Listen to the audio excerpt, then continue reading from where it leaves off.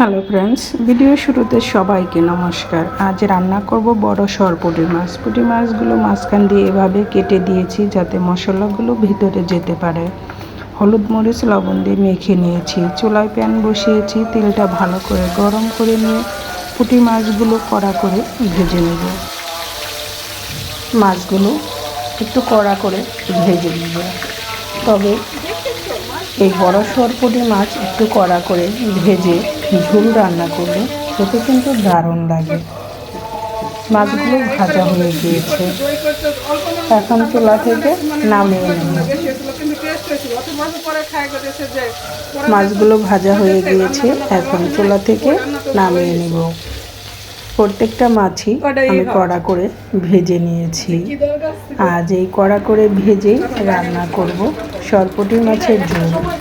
অবশিষ্ট তেলে দিয়ে দিলাম গোটা জিরা, গোটা তেজপাতা, আর সাথে দিয়েছি কালো জিরা।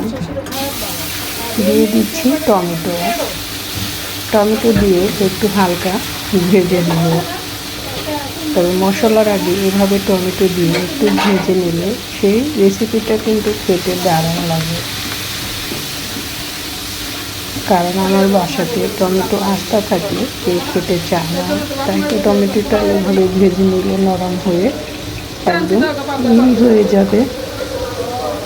সাথে কাঁচামরিচ দিয়েছি। টমেটোটা একটু ভাজা হয়ে গেলে এখানে হলুদ গুঁড়া, মরিচ গুঁড়া, ধনিয়া গুঁড়া দিয়ে ভালো করে কষিয়ে নিব।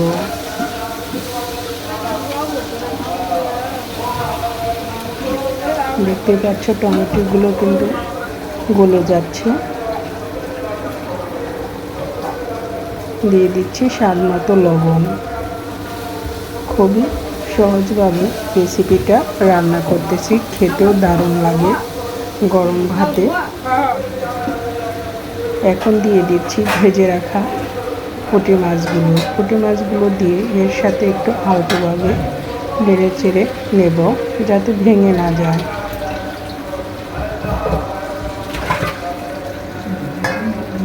অল্প পরিমাণ জল দিয়ে দিচ্ছি।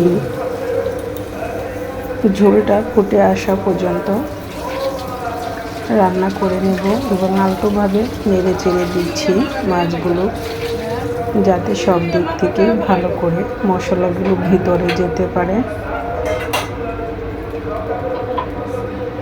এই ছিল আজকের মজাদার রেসিপি।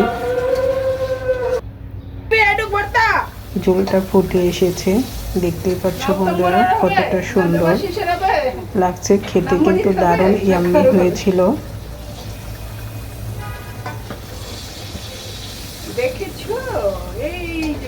ঝোল দেওয়ার পর 3 থেকে 4 মিনিট এটা রান্না করে নেব।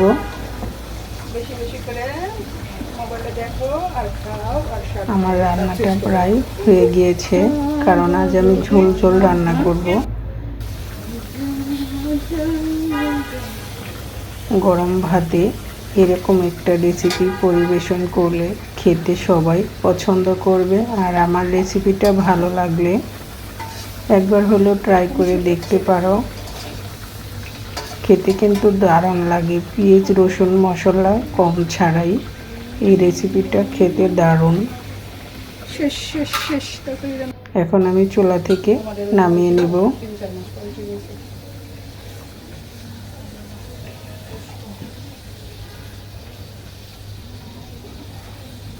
কেমন হলো আমার রেসিপিটা অবশ্যই কমেন্টস করে জানাবে। ভালো লাগলে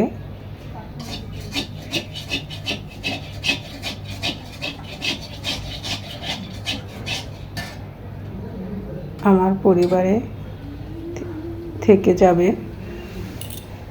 নতুন বন্ধু যারা আছো তাদের সবাইকে অনেক অনেক ধন্যবাদ। পুরাতন নতুন সবাইকে, সবাই ভালো থেকো, সুস্থ থেকো। আজকের মতো ভিডিওটি এখানেই শেষ করছি। আবার দেখা হবে তোমাদের সাথে নতুন ভিডিও, নতুন রেসিপি নিয়ে। সবার সুস্থতা কামনা করে এখানেই বিদায় নিলাম।